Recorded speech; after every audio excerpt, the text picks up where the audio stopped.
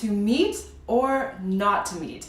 That is the IBS question I'm answering today, so stay tuned to find the answer. For the most helpful information you'll find about IBS online, subscribe to my channel and hit the bell to be notified every Friday when a new video is posted. If you're not sure what meats are safe for your IBS, by the end of this video, you'll have a few tips to help you plan your meals. I'm Wendy Leung, holistic health and happiness coach, licensed acupuncturist, and powerhouse IBS conqueror, and I used to struggle with my food triggers too. I teach my clients how to avoid flaring IBS symptoms without losing nutrients, and now I'm sharing with you too.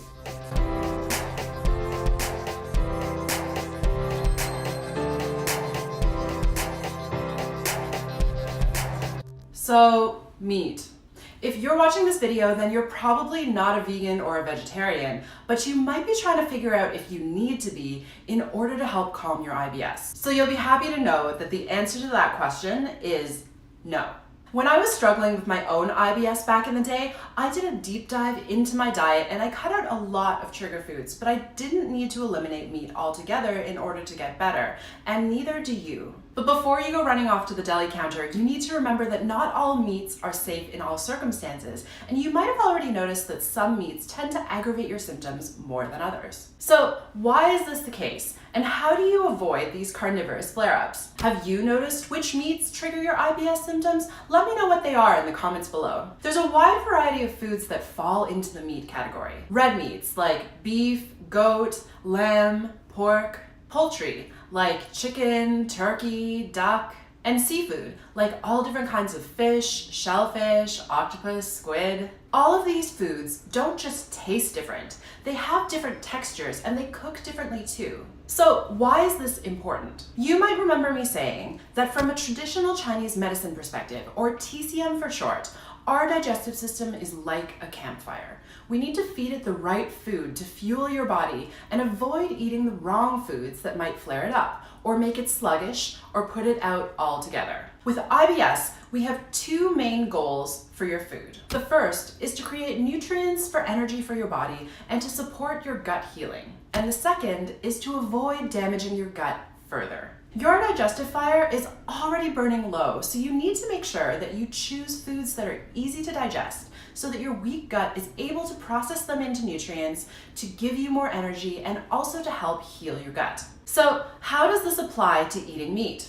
Let's go back to earlier when I said that different meats have different textures. This is important because some meats are tougher and harder on the digestive system than others. Imagine the difference between chewing on a piece of steak versus a piece of fish. A good tip to follow is if it's harder on your teeth, it's also harder on your gut. So generally speaking, chicken and fish are easier on your IBS gut than red meats are. Now, you might be wondering about eating clean, organic, non-GMO foods, and yes, these are things to consider. But with IBS, it's already super overwhelming to try and even figure out which foods you can eat. So you want to start at the most basic level, and that's taking a look at the properties of the foods themselves. Remember that our two food priorities with IBS is to make sure that we're not weakening your gut further, and that we're also eating foods that can create nutrients and energy that can help heal your gut. It's like the difference between a beginner and an advanced swimmer.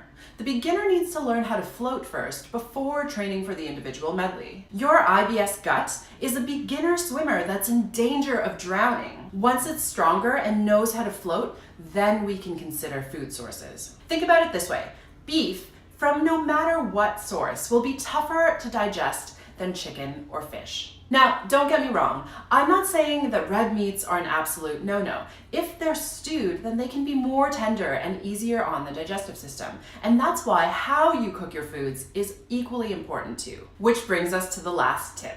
If you've been watching my channel, then you know that the TCM golden rule of thumb for IBS is to eat warm, simple, cooked foods. And that's because these foods are the easiest to digest. So when it comes to meats, it's important that they're cooked and that they're served hot or warm. Steak tartare and sashimi are delicious, but they are both IBS no-nos. If you want to learn more about this golden rule, check out the episode IBS Foods to Eat, where I explained a little bit more about why this rule is so important. Remember though, that everyone's food triggers are a little different, which is why I can't just give you a list of meats that are safe and not so safe. But if you want a few more ideas for simple, warm, cooked meals, sign up for my newsletter and I will send you a mini recipe book right to your inbox. The link is in the description box below. I know that it can be frustrating and discouraging to try and navigate your IBS symptoms, your food triggers, and your healing all on your own. And that's because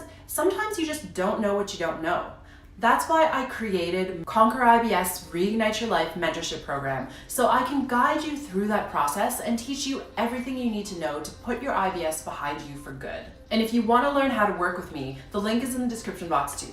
If you like this video, let me know by liking it below, drop a comment with the word helpful, let me know what your biggest takeaway was. And also make sure that you share all this information, my channel, my videos, with all of the fellow IBS conquerors that you know, because I want to be spreading the word that IBS is not a forever thing, so that I can help you guys beat this together. I have so much more to share with you about all things IBS related, so make sure that you stay tuned, subscribe to my channel, and hit that bell so that you're getting those notifications every time a new video is posted.